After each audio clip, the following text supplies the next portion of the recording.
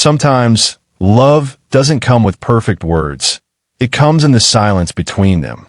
When Emma sat at that cafe, heart trembling, waiting for a man who would soon shatter her already fragile world, she never expected that the one person who truly understood her couldn't even hear her voice, but could feel her heart. The little brass bell above the cafe door jingled softly as Emma stepped inside. She paused for a moment, adjusting the strap of her faded brown purse. The world around her was alive with sound, at least for everyone else. She only saw it. The clinking cups, the chatter, the laughter, silent to her, yet loud enough to make her feel small.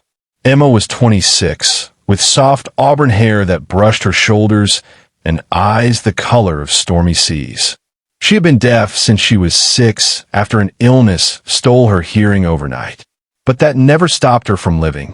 She read lips, she signed, she worked as a children's art instructor at a local center for special needs kids. Yet love, real love, had always been that unreachable melody she couldn't quite touch. Her friend had set her up on this blind date, insisting he's kind, funny, and open-minded. Emma wanted to believe that. She really did. She sat at the corner table by the window, her hands nervously brushing the edge of her notebook. She had written down small conversation starters, questions she could ask, things she could share. The man she was meeting, Lucas, had been told she was deaf. She hoped that would mean he'd be patient, gentle. Minutes passed. 10. 15. She traced shapes on the condensation of her iced coffee glass, pretending not to notice the stares. And then he arrived. Lucas, tall, well-dressed, a confident smile plastered across his face. He waved slightly before sitting across from her. Emma's heart fluttered with relief. She smiled and greeted him in sign language, mouthing, "Hi, I'm Emma." He frowned, then laughed. "Oh wow, you really are deaf." Her smile faltered. She nodded, unsure how to respond to his tone. He sighed dramatically, pulling out his phone. "This is going to be hard. I'm not really good with, that hand thing." Emma reached for her notebook, writing quickly, "We can text each other." "It's easy." Lucas looked unimpressed. He typed a few words, then showed her. "You seem nice, but honestly, I didn't know it was this serious." Like completely deaf. Emma froze. Her fingers trembled as she typed back. You didn't know?" He shrugged. "I thought you could maybe read lips a bit, or talk a little. But this is too much work. Too much work." Those 3 words hit her harder than any sound could. She stared at him, her throat tightening as the cafe blurred around her. People laughed, couples leaned close, coffee steamed.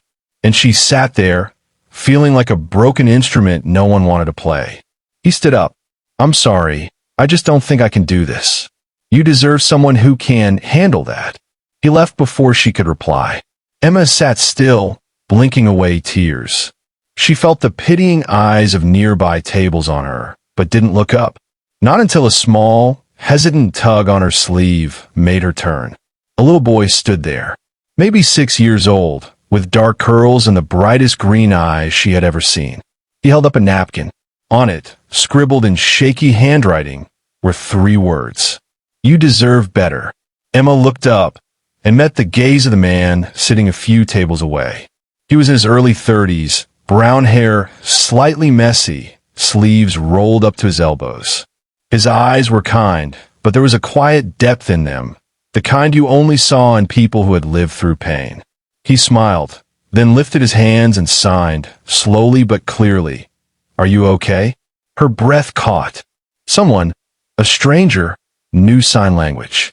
She nodded weakly, signing back, "I'm fine. Thank you." He replied, "I'm Ryan. This is my son, Leo. He wanted to help."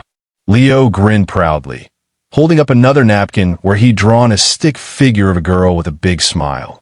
Despite herself, Emma laughed, a soundless, trembling laugh that made Ryan's chest tighten. Ryan motioned to the empty chair across from her. "Can I sit?" She nodded. As they talked through sign and scribbled notes for little Leo to follow, Emma learned that Ryan was a single dad. His wife had passed away 3 years ago after an accident. Since then, he had been raising Leo on his own. He worked as a mechanic, humble and hardworking, and had learned sign language for one reason. His late wife had lost partial hearing during her illness. I didn't want her to ever feel alone, he signed gently. Emma's eyes softened. That's beautiful. It taught me something, he signed. Love isn't about what's easy. It's about who you can't imagine giving up on. For the first time in a long while, Emma didn't feel broken. She felt seen. Over the next few weeks, they began meeting often.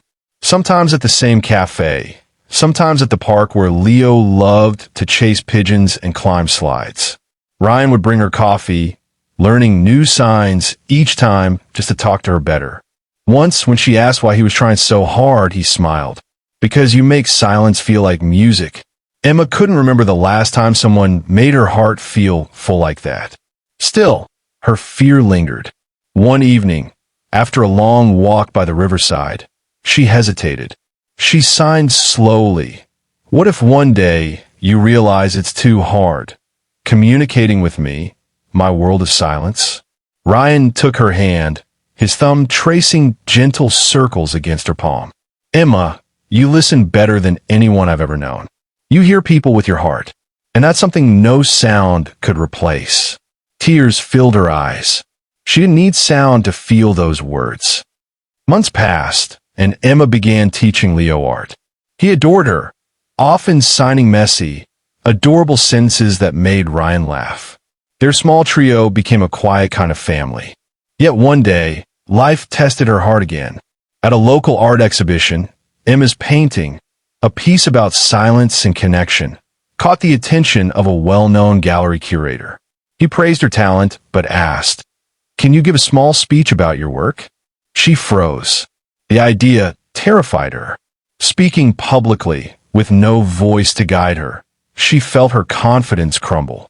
But Ryan squeezed her shoulder. "You've got this," he mouthed. On the day of the exhibition, she stood on stage. Lights bright, people watching.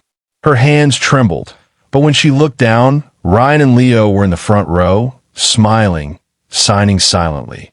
"We're here." Emma smiled back. She began signing her speech, letting an interpreter voice her words for the crowd. But it wasn't her signs alone that moved them. It was her truth. "I used to believe that silence meant loneliness," her interpreter said, translating her message. "But I've learned that sometimes silence is where love speaks the loudest. You just have to listen differently." The crowd erupted in applause. Ryan wiped his eyes. Leo cheered, signing wildly, "That's my teacher." Later that night, as they walked home under the streetlights, Ryan stopped. He turned to her, his expression soft but steady. "Emma," he signed, "you changed my world." And Leo's, "You deserve every bit of love you've given away." Then he smiled, the same warm smile that had pulled her out of heartbreak that day at the cafe. "Would you let me keep trying to deserve you?" Emma's heart leapt. Tears blurred her vision as she nodded, hands trembling with joy. She signed back, yes. Leo, giggling, ran between them and hugged both their legs. "Family," he signed clumsily, grinning wide. And in that quiet moment, surrounded by streetlight and laughter, Emma realized something profound. Love wasn't about hearing every word. It was about feeling every heartbeat. Sometimes the person meant for you isn't the one who talks the loudest, but the one who listens without needing a sound. Emma walked into that cafe thinking she'd find love in words, and walked out discovering love in silence.